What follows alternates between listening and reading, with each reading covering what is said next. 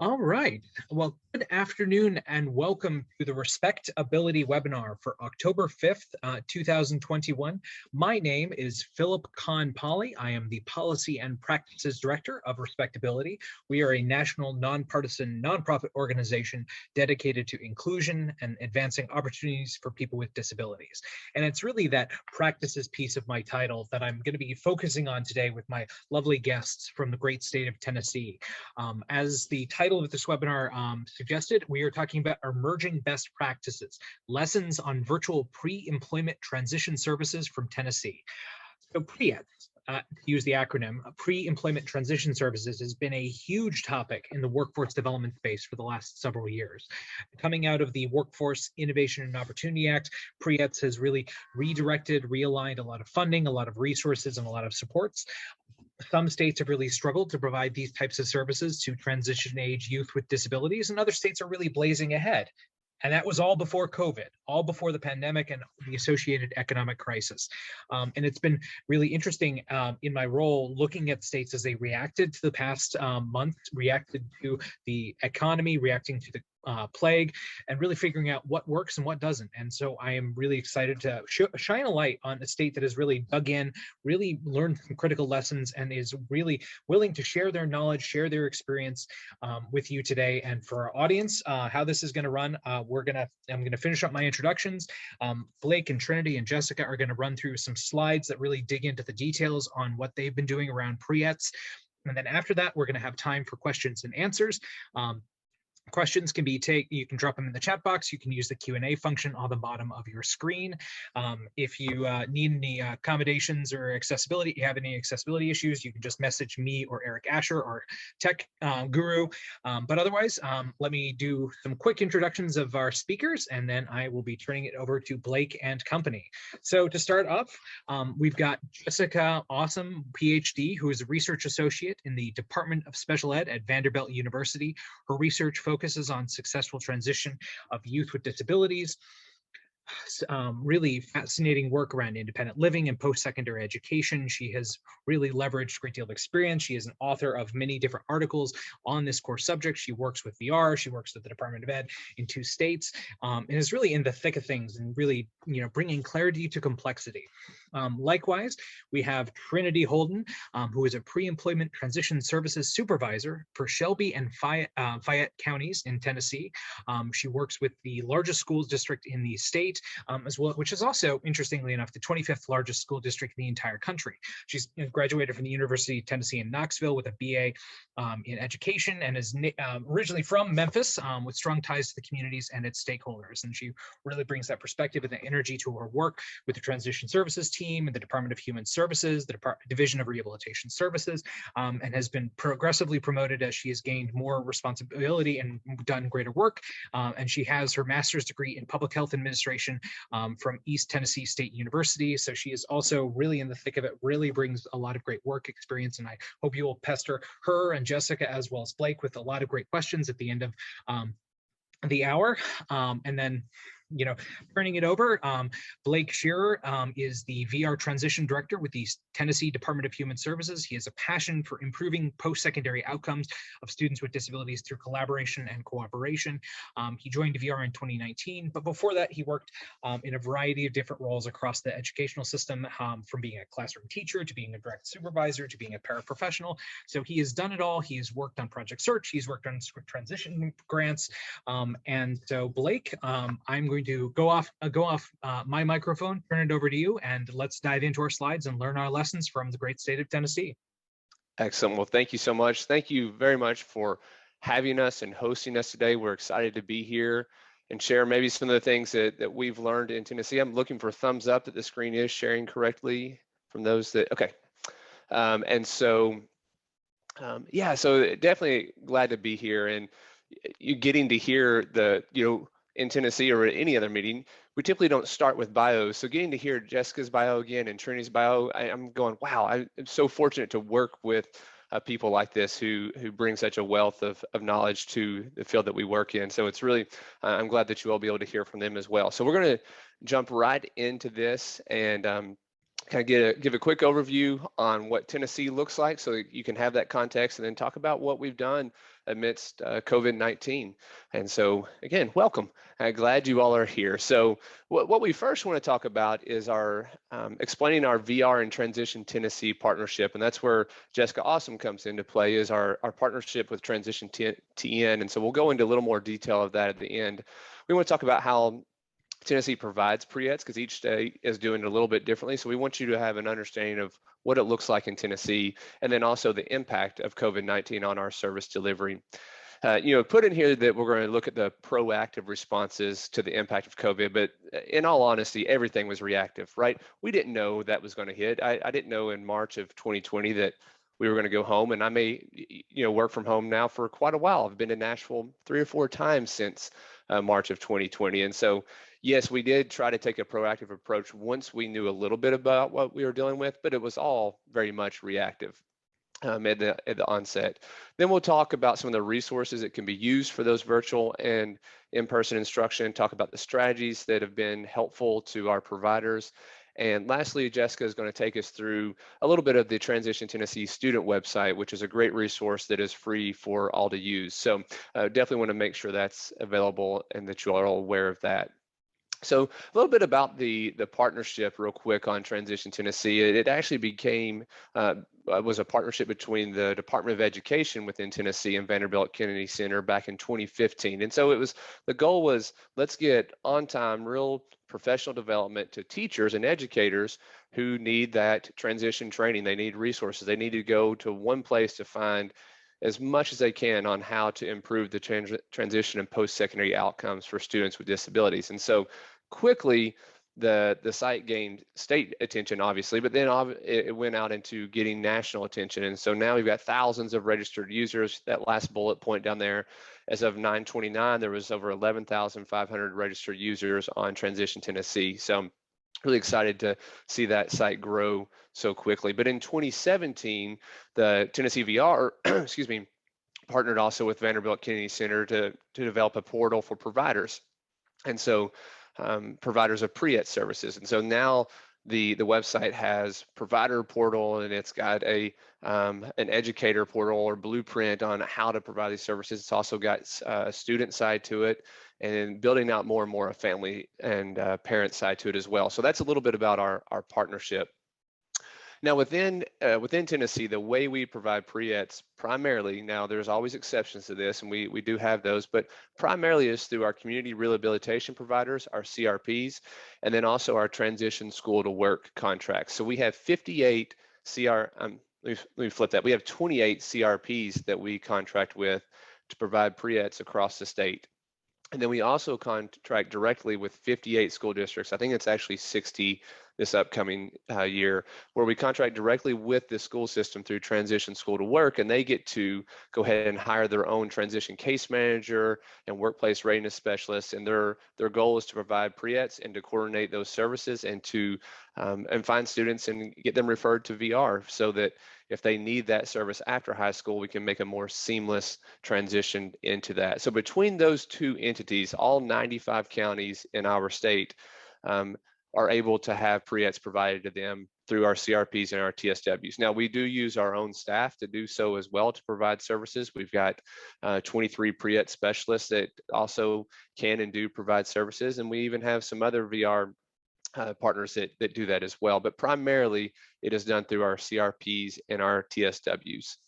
So I wanted you to understand that and then get an idea of what that looks like this past year. Now, this slide's a little difficult to see, so I'm going to enlarge it so hopefully we can see the numbers. But this takes a look at how we kind of went from September of 2020 until June of 2021. So you can kind of see the trend of where we started about 3,100 back in September, and then steadily increased. And we typically see a decrease in May and then in June as summer hits. But that was kind of our trend line of the number of students that we were providing services to each month. And so I just wanted you to kind of see that growth that we did see amidst the ongoing pandemic. And then also I wanted to break it down a little bit differently as well and let you see our quarters. And so we peaked in 2019 in Q3 at 7,200 students within that quarter receiving Pre-ETS. When you get into Q4 of 2019, which is at April, May, and June, we're of the program year 2019, so that's actually April, May, and June of 2020. When the pandemic was starting, you can see a drastic decrease, about 2,000 less students. And then when we got into the summers, where we really saw it even going even lower down into quarter one of 1,715 students. Now the reality is there was one month that we were below 1,000 students. So that was really, I think, the eye-opening call to say we've got to do something differently. We have gone from over 7,000 students receiving services to now we're less than 1,000. And we know the purpose of special education and what we're doing is prepare students for that life after high school and for further education and for employment. We've got to do something to get the services to them. And so then you can see in our quarter two, it picked up to 4,271. Quarter three picked up to 5,100. We don't have quarter four yet, but when we get that, I expect to see a continual increase there as well. So we're not back exactly to where we were, but we are really gaining a lot of traction to getting back to providing services to students. So a little bit about how we did this. So on the screen right now, if you can't see it, I've got a series of shapes. It's a circle, kind of a triangle, rectangle, different shapes. And what this represents is a kind of a metaphor of when we were provided pre-ETS, and guidance is like, okay, you need to provide pre-ETS. And so we developed a way of saying, well, how do we do that? And so we took all this information we were getting, and we said, you know what, the way to provide pre-ETS, metaphorically speaking, is through a car. And we built a car with all those shapes, right? And what COVID did is it said, you know what, you've got the same information now. You've got everything that we all had, but you really can't always use a car. You need to think about different ways to get services to students. Providing only in school during that 8 to 3 time may not work for everybody. So we came back and said, okay, we've got this same information, and maybe now we use that information and we say, well, we could do a car. We could also do a train. Maybe a train's a different way we could provide services. Again, metaphorically speaking, maybe that's virtual. And then come back to the table again and same information and go, how can we do it differently? Maybe all that you put together, now it's a sailboat. And so it's all the same information of what we're given, but now we've got to think about it and reimagine it differently. And so what we thought is, this is the way you provide pre-ETS. COVID said, no, that's not the only way. Let's think about different ways to get services to students and reimagine what we can do. So what we did is we developed a virtual best practice guide for our providers. And so that was a partnership between Tennessee VR, Transition Tennessee, and Jessica Awesome and their team really helped out tremendously on that, building out this virtual best practices guide. And we got that out available to providers to say, here's some resources and strategies and tips. And Jessica will go into that to a little bit more detail, so I'll stop there. We also required providers to submit proposals to us to say how they plan to provide pre-ETS virtually, how they may want to make sure that each student had equitable access to it. We also developed a memo going out to all of our providers talking about the different flexibilities that we wanted them to know of so they could continue providing services and have those continuity of operations. For example, where we once may have required a wet signature, we began providing the option to have a digital Adobe Pro type signature where they could be signed electronically. So that was some new things. We also put in a key operational goal to increase pre-ETS access through virtual services. So at one point, we had about 17 of our providers providing pre-ETS. Our goal was to get up to half of them providing pre-ETS virtually. So about 40, I think, my math may be off here, but about 42, 43 providers was our goal. We ended up having 80 of our 86 providers were able to provide pre-ETS virtually. So what this did is it resulted in, at any point in time, 50 to 60% of pre-ETS were being provided virtually, which says at least 2,000 or more students each month were providing pre-ETS virtually who would not have received pre-ETS had that not been the case, had that option not been available. So if you're interested in seeing the virtual pre-ETS best practice guide, I've got a link on the slide that will be shared out. I've also got the click path to where if you go to tn.gov/human services, you can see what the different clicks are you need to take to get to that site. And then I think, I want to review this just real quick. On your screen right now is scrolling through what our proposal form looked like from Pre-ETS, where they would send us in their proposal on how they plan to provide Pre-ETS virtually. They would have to tell us what their curriculum was, how they planned on using it, and their organization's approach to it to make sure it's going to be individualized and accessible. if they were providing all 5 of the pre-ETS, if they were using their current curriculum, or if they're going to use a different curriculum. And so they would go through this submission process, but they would also go through a curriculum review guide that was developed by Dawn Rowe. Some of y'all may be familiar with Dawn Rowe, part of Intact C, but she's also a professor at East Tennessee State University. So she had created a curriculum review guide of being able to go through it and identifying the strengths and weaknesses. So the providers would do that. And then we on our end would also review these and do a curriculum review guide of what they had said they were using as well. So that's just a quick snapshot. This will also be in the attachments that get sent out to you if you're interested in seeing this as well, on how they were submitting those proposals for virtual pre-ETS. And with that, I think I'm going to pause and stop for a little bit and turn it over to Jessica Awesome.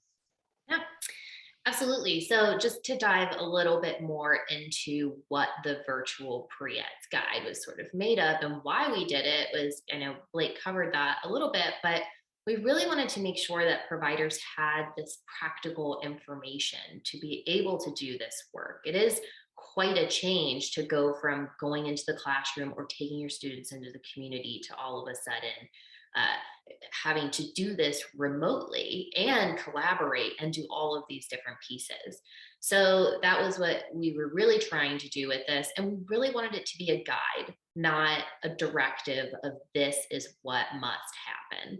So with those two pieces in mind, we kind of move forward by saying, okay, it's always important that you start with the definitions. We hope everyone knows the definitions of pre-ETS, but let's always start there. So we defined pre-ETS in the guide, and of course, what eligibility must look like for students.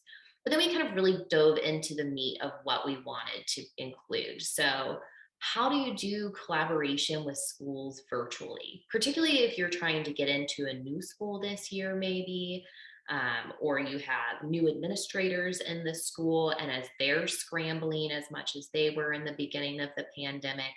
So just simple tips of start from the very beginning, set up a Zoom meeting. On that Zoom meeting, make sure that you guys are setting up a time that works for everybody to meet. So really, really simple concepts, just to remind folks as they were, very stressed and had so much pressure on them during this time period.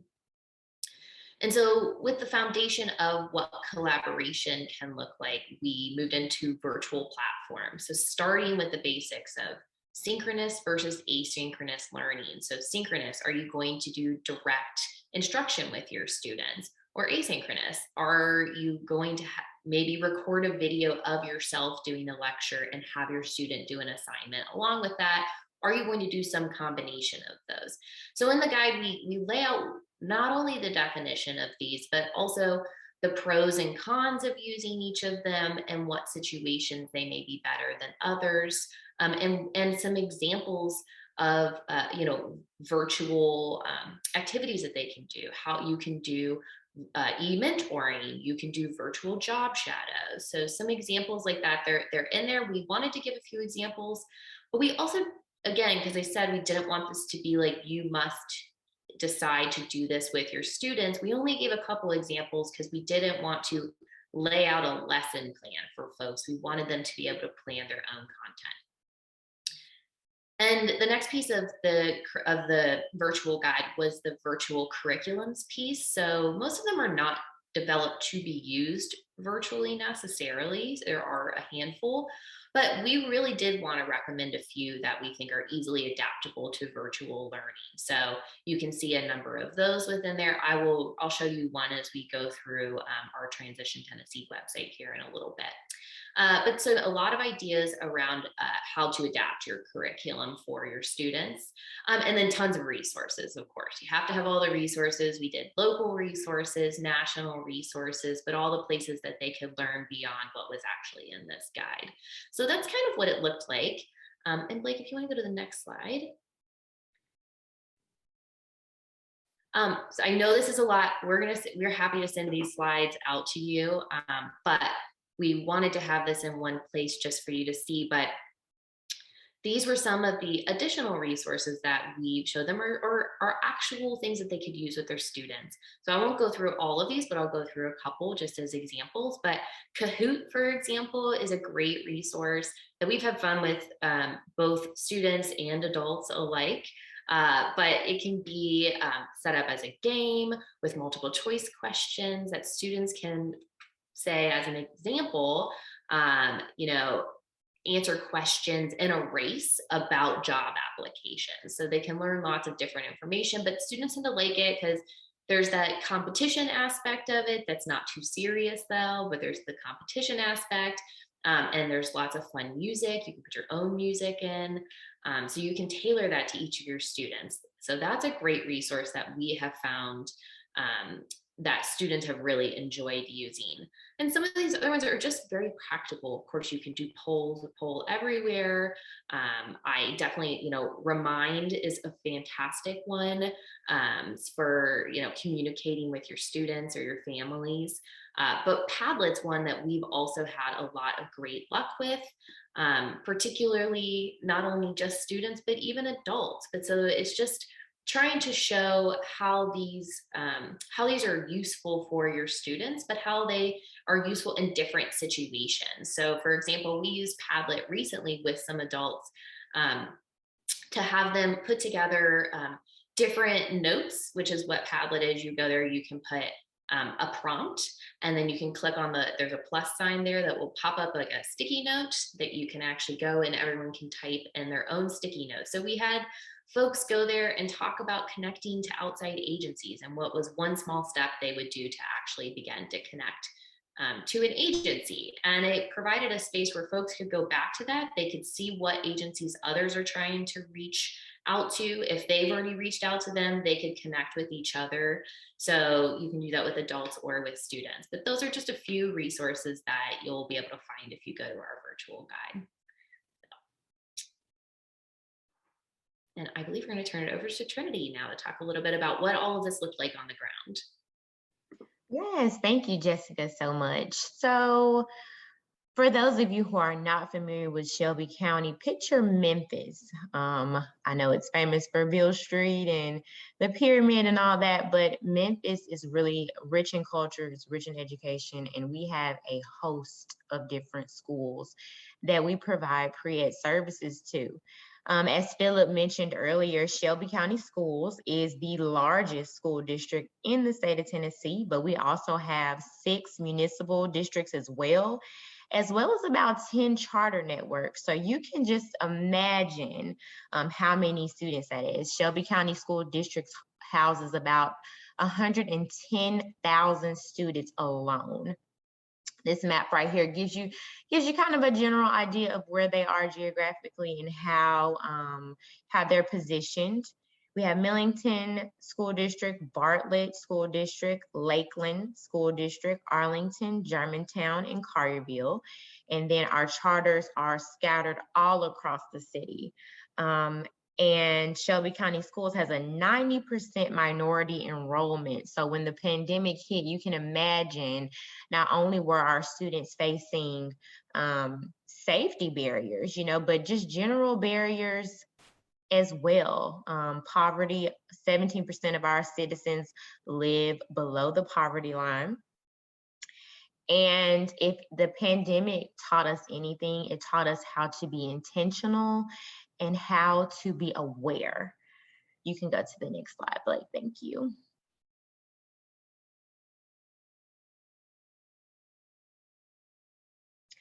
So just piggybacking off of the different challenges associated with the pandemic, of course, you know, we are being concerned with safety, and we are coordinating all of the different barriers each school districts are facing, but also at the school level as well. You know, one school district may have 10 to 20 to 30 different schools, and that is something that my team and I had to basically figure out. What is pre-ETS going to look like? I'm the supervisor of Shelby and Fayette County. I have a team of 5, and it was a lot, you know, just being transparent and being honest. It was a difficult mission. And one thing we had to make sure we communicated to our providers as well as our transition school to work members is to be fluent, because we have to be cognizant of the school's barriers, the students' barriers, as well as the parents. So a couple of the challenges that we saw at the school level are communication barriers. You know, a lot of our students rely on proximity. So when the school shut down, that was a huge barrier that we had to overcome, because across technology, those students were not able to see the teacher face to face. You know, they were not able to be given those commands in that manner. So just be aware of that as we navigate this new school year and all that it encompasses, as well as the practicality of instruction, right? Our students in our population that we serve, they require the same supports in person as they do virtually. So we have to make sure that we are still giving them those accommodations. A lot of the school districts in Shelby County, when the pandemic first hit, they went all virtual, but some of them instituted a hybrid model. A lot of them wanted their special populations to be in person, still get those same accommodations, because the learning loss was so significant that it just required the proximity. And then access to technology. We were fortunate enough in our area that Shelby County Schools was able to utilize some of the CARES Act money given by the government to give each student in the district a device. So they have a 1-to-1 ratio of students with technology. So that was huge for us. And it really allowed Pre-ETS services to transcend at home. We were very, very concerned because prior to the pandemic, providers were going into the building. You know, they were face to face with the students, they were in the classroom. So because they were able to have those devices and that technology, we simply, you know, supported our providers with setting up Microsoft Teams meetings or Zoom meetings or whatever specific platform that they were utilizing within that district. A lot of times we also assume that our current K-12 population, they're rich with technology. And even though a lot of them are tech natives, a lot of them are not. So consider a student's prior access and their interactions with virtual technology and platforms, because it can be daunting. I know as an adult, I get rather exhausted on the many various Zooms and Microsoft Teams meeting. They will too. So just make sure that you're being patient with them and you're providing them the same supports that they require in the classroom as they do virtually. Next slide, please. So as Jessica mentioned earlier, the Pre-ETS guide is a huge wealth of information. It has so many good resources for anyone to implement, whether you're at the school level, the district level. It is just a great guide to show you how to implement Pre-ETS and how to do it virtually. Some strategies to consider are definitely an asynchronous blend. Having a healthy balance of synchronous instruction and asynchronous components can really not only give the students a break, but can also promote independence, because we want them to be comfortable utilizing the technology that they have and navigating those virtual platforms and environments. Utilizing the platform features. I know that they're all pretty much the same. All of them have a chat feature. They all have breakout rooms, emojis. Create buy-in, utilizing those features so that students can become familiar with them. And it also allows for teachers to check for understanding fairly quickly. If you're asking your students, hey, give me a smiley face to let me know how you're doing today, or not, show me how you're doing today. That's a great way for your nonverbal students to be able to communicate if they're able to use that chat feature or an emoji to quickly express, especially now during the pandemic, because we are so concerned with their social and emotional health and it being severely difficult to assess that quickly without being in close proximity with your students. And lastly, having some autonomy over their assignments. I think a huge lesson that the pandemic taught us also was to trim the fat. During the pandemic, we learned what was important and what was not important, things that could still get done virtually that were not necessarily necessary, you know. So give students the opportunity to explore their interests, give them an opportunity to make those decisions. That's how we form healthy advocates. That's how we build leaders, if we're allowing them to make those purposeful decisions regarding their education, their transition, their health. They need to be involved in that process. And if we give them the platform and the ability to probe and explore, they're going to thrive, they're going to flourish. And it's also going to give them just a general healthy overall outlook on their experience, education-wise and transition-wise. Next slide.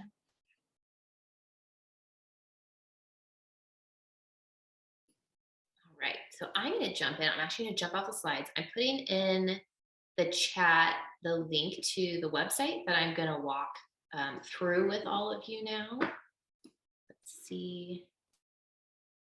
Blake, if you want to end your sharing, perfect. Then you should be able to. Can you all see this website? Okay, great. So let me just move us out of the way here so I can go through this with you. So this is Transition Tennessee, or Transition TN, we often call it. So we really started out, as Blake mentioned earlier, as a collaborative to serve educators and then eventually serve providers, but to help prepare them to serve their students with disabilities that are transitioning into adulthood. What we've added most recently is this student piece that we're really excited about. So I'm going to go through a little bit of the website with you in our remaining time, and then I'm going to show you the student website, because I think that that's really exciting and was certainly very useful for folks during this virtual learning period. So I'll focus on our provider side before we go into the student, but I just want to say that the educator side really mirrors the provider side, or vice versa, because they're both covering transition services. So what the educator side is for the educator perspective, while the provider side is for the provider perspective, and those services are called different things, but they overlap and are ultimately all just transition services done differently. So you can click into our provider website on this gear, or you can click into it up on this part of the website. You can see what will pop up are all of our course offerings here. Same would be for our educators, all the course offerings, our student work and education path, family resources, and some information about us. But I'll go into that as we go through the website. So I've already opened the tabs just to save time with the web pages loading. So if you would click on providers, you would land on this page where you'll see a banner that will have information about us, but also any upcoming events or webcasts that we may have. As you can see, we have one coming up just next week on work-based learning, which is perfect because that's what I'm going to talk to you about here for a minute. But you can learn a little bit about us on this front page. You can see each of the courses under these picture tiles that you can click into. So you do have to register, I should say, you do have to register for our website, but it is free.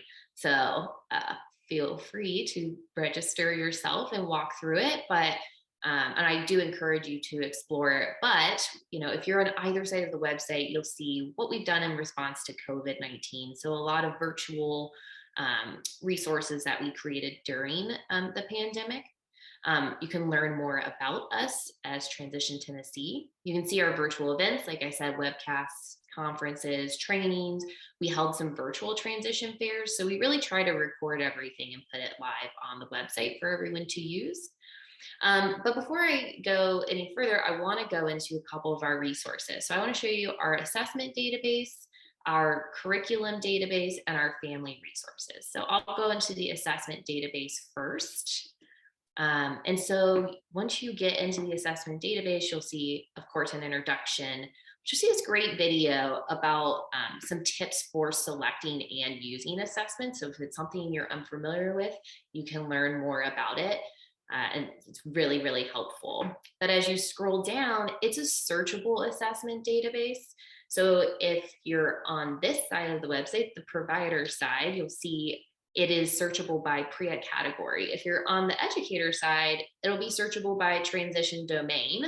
But again, those obviously overlap because transition services are transition.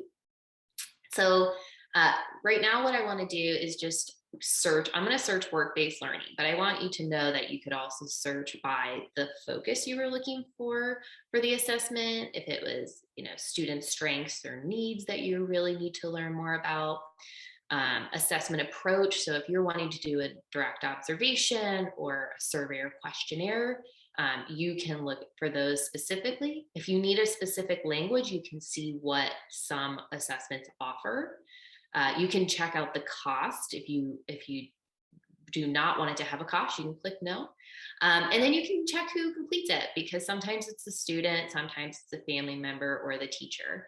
Today, we're just going to do work-based learning. We're going to have this employment focus as I walk you through. And so once you click that and search, you'll see all of these different assessments that come up that really focus on work-based learning. So I'm just going to click on this employability life skills assessment, which I already have pulled up. So when you pull this up, so say you don't know anything about these, well, when you click on them, you can learn a little bit more. This one is a 24-item checklist that rates an individual on how often he or she accurately and efficiently engages in work-related behaviors. So that's fantastic, and that would be probably what you're looking for if you were looking for something based around work-based learning. There's also some quick facts down here. Their transition domain will be here. Their pre-ETS covered. The focus, so this one is going to focus on student strengths and needs. You can link out to the assessment so you can actually go and get the assessment. Who completes it, the approach, if there's a cost, which there's not with this one, which is great. The year it's published, if we have that information available, language that it's available in, if it says how much time you need to allot to complete, as well as if there's different versions, psychometric properties, and if it's connected to a curriculum. So that's just the assessment database. I definitely encourage you to go and check that out for yourself. But under resources, we also have our curriculum database, and this is very similar to the assessment database in its setup. There's the introduction, of course, to the curriculum database, a video, speaking of Don Rowe, who we mentioned earlier, but a video of tips to actually choose curriculum, particularly based on your students' needs, and evaluate how useful that curriculum will be for you. If you scroll down, this is also searchable like our assessment database. Less categories, of course, but there's pre-ETS category, payment type, and who it's accessible for. So we'll stick with work-based learning here. And you can sort this. And as you go down, you can see on the curriculum database, it'll tell you the price, the payment type, when it was released, and then what pre-ETS each of these cover. So you can see a number of these as you're scrolling down. And today I'm going to click on T-Folio. This is one that we identified for the virtual guide that is really great to use virtually or in person with students. So like the assessment database, you can see obviously a larger description of what T-Folio is and offers. And then it has those quick facts again, so you can link out to get even more information. So that is our curriculum database. One other thing that is really important is our family resources page. Jessica, can you Yes. Sorry, my microphone wasn't pulled down. I apologize. I just wanted to make a quick comment on the curriculum database, how important that was to me and to the Pre-ETS team as far as a state agency is concerned when it came to the providers and school districts submitting proposals to provide Pre-ETS virtually, because they would do a review of the curriculum they were using. And it would be very difficult for one person to go and review 80 different proposals, curriculums, and say, okay, does this meet? But this allowed me to come into one spot and say, okay, the provider has said this curriculum covers all 5 services. And I would go, well, yeah, that's what we're also seeing as well from the research that you all have done through Transition Tennessee. And or be able to say, this isn't as accessible as what you may think it is, and here's why. And so, being able to provide that type of ongoing feedback to our providers to say, this will be really good for these 3 services and for students with more high incidence disabilities, but you're going to need to explore additional curriculum to reach students with varying levels of cognitive abilities or different types of sensory disabilities. So that really was helpful to us as a state agency. And I feel if there's other state agencies on the call, or just in general, people who are wondering what's available through a curriculum, can really give them a lot of good feedback and a quick snapshot, and finding that research, if it is research-based, what and how is the research used. So anyways, just a quick comment on how helpful that was for us. Yeah, and it's something initially that we had heard a lot from providers, that they needed more support actually accessing curriculum or knowing what to choose. So that was part of why we put this together the way that we did as well. So, okay. Okay, fantastic. So our family resources page we put together for a similar reason. We heard from families from all different parts of the state that there's too many resources.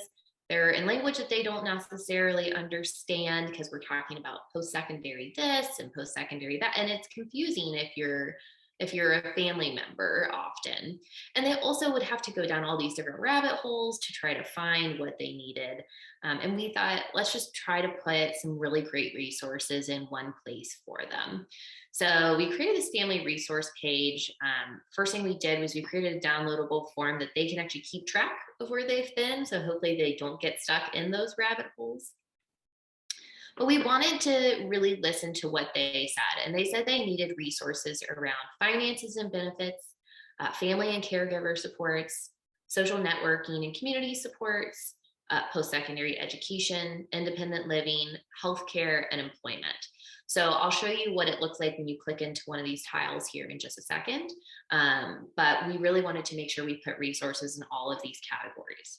In addition to that, just below, we have some general transition guides and websites that we either partner with or that we really think are very useful for everybody.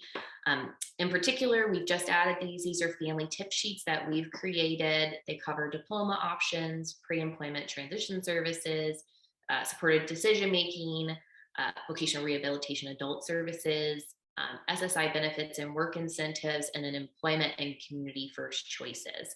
So just some plain language one-pagers that families can have to learn a little bit more about each of these different pieces of the transition process. And we're creating more tip sheets all the time. Another one is this Tennessee Disability Pathfinder that we partner with. They are a fantastic organization, and you can find any resource that you need there locally across the state. So like I said, I would click into one of these tiles to show you what it looks like. So I'm going to stick with our employment theme and click into employment. And so this is what it looks like when you go in. It's very simple. We didn't want it to be overwhelming. But there's a PDF downloadable version of this. But we have just immediately right off the bat an overview of vocational rehabilitation. They are our partners. They provide adult services, and we want to make sure that students are being connected to them when they need those services. But parents can also come down and see some tips for helping their youth build work skills for job success, learn about disability disclosure, and a number of other things. So each of these only has a handful of resources. We know that these aren't the end all be all to resources, but we just wanted to put a handful of really good resources in each of these categories for families. So the last thing I'm going to do, I'm actually, for time's sake, because we're just a few minutes behind, I'm going to skip. If we have time, I can come back to it, but I want to go straight over to our student website. But as I do that, I just want to tell you what I was going to go over is one of these courses. I was just going to show you our lessons and activities. They're all video-based lessons. They're very useful. Please go check them out. And also under this guides for Pre-ETS, this is where on our website you can find the virtual pre-employment transition services guide that we developed. There's also other guides for pre-ETS there. So please check those out, but I'm going to jump over to the student website here, which is something that we launched in July of 2020, so just a little over a year ago now. But this is really a space where students themselves can come, or they can come with the support of their parents or their instructors to learn more about their own transition process. So help prepare themselves for life after high school. There's an introductory video they can watch here, and there's 2 pathways that they can go right now. They can choose to say that they would like to go to work and learn more about what that transition process looks like, or I want to continue my education and learn about what that process looks like. They can, of course, click on those up top here as well. There's an instructor guide that I'll show you, but we're going to do the work pathway today. So when you click in here, you have 2 course options right now. So students can learn more about how they can explore their work options. And so you'll see there's lessons under here on self-assessment, labor market and types of employment, and benefits of going to work. We're not going to explore that today, but we are going to explore under what are my needs, rights, and responsibilities at work, how students' rights and responsibilities change after high school. So obviously there's disclosure in the workplace and communication in the workplace, but just things that students so often don't know about for themselves, right? So we're going to go into rights and responsibilities change after high school. So I'm going to pull this down just a smidge here. Okay. So what are my needs, rights, and responsibilities at work? So this is a role play that just automatically starts playing as you go in. So this is a role play scenario that students can go in and actually learn a little bit more about rights and responsibilities, choose different pathways to see how those different decisions would impact what their outcomes are. So I'll just play a slide or 2 for you. Brian is a high school student and hoping to find a job starting in the summer. The last few months, he's spent some time looking with his teacher and pre-ETS provider at job postings online for a few different jobs he thinks he will like. So, we meet the student that's the focus of each of these lessons. He applied, interviewed, and then was offered 2 different jobs: cashier at Game Source, grooming assistant at Pete's Pets. He needs some help deciding what job to pick. Next. And I believe in this next one, yep, so he can start to discover what his pins are, his preferences, interests, needs, and strengths are. Preferences. He wants a job that involves talking to people. So you would keep clicking that, and your students can keep clicking through to learn more about Brian's process. But so as they learn about how their rights and responsibilities change, they can also go and do this Get Involved game. So if you click on that, you will see that you have a couple options that pop up here. First of all, there's vocabulary flashcards for students. There's some games that they can play that are just short 5, 10, 15-minute games. But they can learn about school-based activities that they could do. So in this one, students are asked, and it's defined, of course, for them, but students are asked to create an infographic showing the difference between their rights and responsibilities in school and in the workplace. So that's based on what they've learned. They've got downloadable information here to support that for them. We'll also have a community-based activity. So in this one, students are asked to complete an informational interview and look for similarities and differences as you interview the manager of a business and someone who works in your school. So that's just like another way that they can learn a little bit about how their rights and responsibilities change. So once they've done that, they can also go into this portfolio. And this portfolio is a place where they can actually enter the information that they've learned. So this email is really important because we don't collect student information.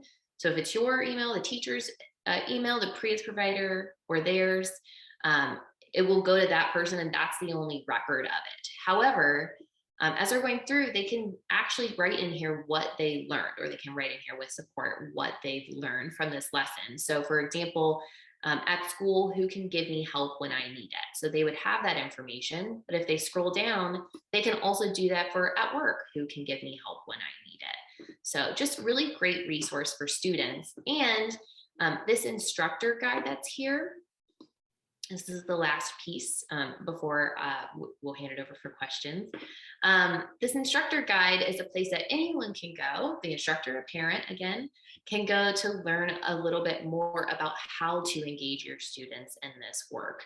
So this page has information for all lessons, but it also has the lessons broken down then. So, okay, so with that activity, you needed help supporting your student and the rights and responsibilities activity. So if you click on that, this will actually pop up. It's a short 2-page document. It will tell you how much time is recommended for the activity, downloadable resources you need, materials you may need. So this one it needs art supplies. If there's vocabulary that you should review, that's here. And then things that your students should be thinking about, and then how to play each of the games. So what you should discuss with them, what needs to be explained to them, what they should be practicing. Same for community-based. And some options for differentiating too, right? Does your student need to have the questions read aloud? Does your student need to have the information downloaded and printed out versus on a computer? So just some options there. I know that's a lot of information. I'm happy to connect with anyone about any questions about the website. So I'm gonna stop my share and turn it back over. Jessica had a question. You may have mentioned it, I missed it, but can you speak to a little bit about the registration for the educator provider versus a student, or did you already cover that? I'm sorry if I missed it.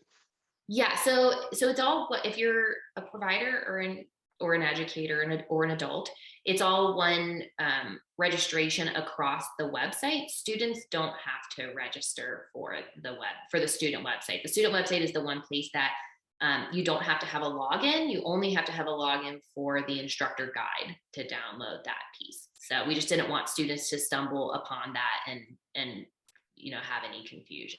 So, but it's all free. Well, that's certainly the best price, right? Yeah, of course. All right. Well, now we've officially hit the Q&A portion of today's webinar.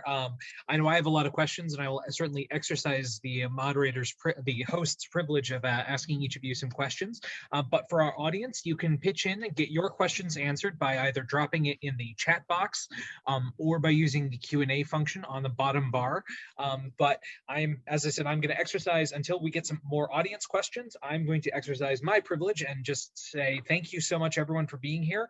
And actually, Trinity, I want to go with you first. And I think you touched on a really important piece, the idea of kind of the tech gap and the idea of, I can say this because I'm getting older there, but thinking about the youths as being tech savvy or tech natives, but that kind of assumption really papering over the very serious issues of gaps in access to technology, and gaps in hardware and resources. And so Trinity, I'm curious, can you talk a little bit about kind of that, how you developed hybrid models, how you responded to making sure that students from diverse backgrounds, students who come from underprivileged backgrounds can have access to services and supports and the technology they need to succeed in this weird world of COVID and virtual learning? For sure, yes, that is a great question. Like I was saying earlier, we were lucky enough that our largest school district was able to give each student a device from pre-K to grade 12. So that was a huge, huge thing. But I think anyone who is from Memphis or familiar with the education system here, depending on where you are in the city, you will see distinct disparities regarding the students and the different barriers that they face. And I know one thing that I guess I found was we have to stop equating a student's geographical location with the type of instruction they receive. Just because you're located somewhere does not mean that you're not getting the same instruction as another student. Now, it does mean that you have different barriers. It means that you have different resources. It means that you will go through different experiences as another student. But the level of support you get from your teachers is just as significant. And that's a huge thing, you know, how we support them depending on where they are and things like that. So it was definitely something that we had to learn, even as adults, that students are not, yes, they get on their computer every day and they do intervention on a specific, you know, application, but you know, can they take care of the device? You know, is that something that they're familiar with? Are they okay with logging into Teams and turning in assignments or chatting? And is that comfortable for them? So it was a learning curve for everyone. And I think now, I think a lot of people thought that since this year, you know, everyone's kind of back in person, that some of these things wouldn't exist, but they still are. They're still there. So we're still learning. Absolutely. And more than that, you're sharing the learnings and lessons that you've dealt with, you know, with a wider audience. And I really appreciate that. I don't see any Q&A box questions yet, but that's okay. We've got a few minutes. So actually, Jessica, I want to go to that piece you brought forward about kind of figuring out the balance between synchronous and asynchronous learning. I thought that was really interesting. And I'm, you know, I really have to say, I like the very interactive piece on the transition website that you've developed. I think those are all really wonderful pieces of, you know, resources. But in addition to that, I am curious, and this is because this is an issue which weighs on me, is especially with transition age youth, family support is part of your workforce strategy. You know, so getting parents to, especially parents of students with more significant disabilities, to kind of understand, you know, that they can become independent, they can earn an income. So I'm curious, Jessica, you know, what resources do you have specific to the family support piece of transition age youth? Yeah, so you're so right. That's such a complicated issue. But one of the lessons that we actually developed was about connecting with families as well as employers, but really learning those strategies to get families involved and help them understand that their students can work. And one of the ways that we do know that we can help families understand that is by showing them that. So starting with some of those school-based activities, slowly transitioning their students into the community. So really in the same way that we approach most everything else, small things, instead of just very like aggressively telling families like, we just have to do it. We just have to try it. Just let them see, well, what is it like if your student works 2 hours a week? What is it like if they start with volunteer and they have a job coach and we can see that that's safe? We hear a safety issue a lot from families. But so really starting with those pieces is sort of how we try to help providers and educators begin to connect with families and that collaborative model of working together. Gotcha. Thank you, Jessica. Quick shout out to Kimberly Claiborne from our audience, who already extended a hearty thanks for all the valuable information. And Trinity already got back to her to express our gratitude for sharing. Thank you for being on top of that. So Blake, obviously, you know, I really appreciate the slides you had about kind of enrollment, because that provided kind of the context. And I totally understand not having your Q4 data yet, because you know, how far are we into Q4, right?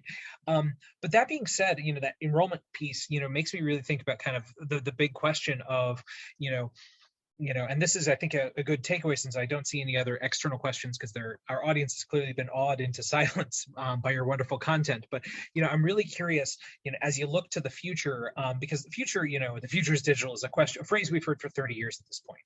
But really, you know, what do future plans around transition services look like? Because, you know, training people virtually is still how, you know, a lot of jobs are going to be handled nowadays. Not a lot of office spaces, you know, a lot of companies have transitioned out of office space, even, you know, as vaccines rolls out, even as people start going back into work. You know, there's a lot of people who just like the flexibility of working from home. So I'm curious, how do you see, you know, how do you plan for a future where you may need to have virtual training, you may need to have virtual services, but you need to balance that with, you know, getting your services and, you know, getting people back connected face to face. So what does the future look like for your wonderful programs? Right. So, I mean, I still believe, and I've yet to have my mind change on this, because I think of the 15 years I spent in education, that in person, that human connection, you know, face to face type is the way to go. I think we get our biggest return on our investment by doing so.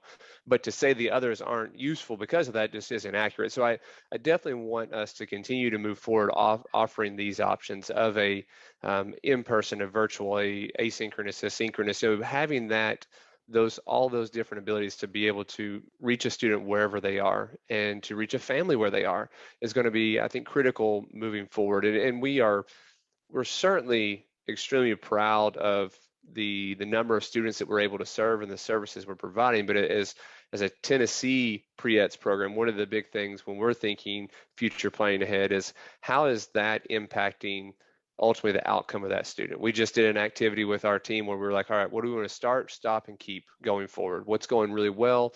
And what do we need to just get rid of that's not going well? What do we want to continue? And the biggest thing that came out was we want to make sure that we start collecting that outcome data for our students so that we know how it's impacting them as far as their referrals, as far as their employment outcomes, because right now we don't have a great data collection system for that. But that will also tell us as well the type of services that have been provided to them.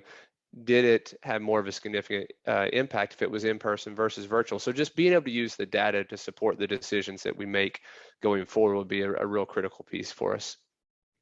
All right, and that gets us exactly to 2:30 Eastern time, and not seeing any chat box questions and no Q&A questions. We are going to draw the webinar to a close today. Dr. Awesome, Trinity Holden, Blake Shearer, all of you, I really appreciate all of your time and attention today, really sharing the lessons that you've learned. Your hard work is so evident. For everybody in our audience, we're going to be emailing out a copy of those slides. And I really hope that, even if you're not in Tennessee, especially if you're in the 49 other states and plus the other territories, take a look, because I think there's really valuable lessons to be learned in terms of, thinking through how do we provide services, how do we provide supports, how do we reach audiences of diverse youth from very diverse backgrounds, and how do we work together to really get more transition age youth with disabilities successfully placed into the workforce, especially now as we look to the recovery, as we look forward to the rest of the month of October and National Disability Employment Awareness Month. We all have a piece of this work, and we're going to take this forward. We're going to learn what we can. Thank you, everyone, and have a wonderful day.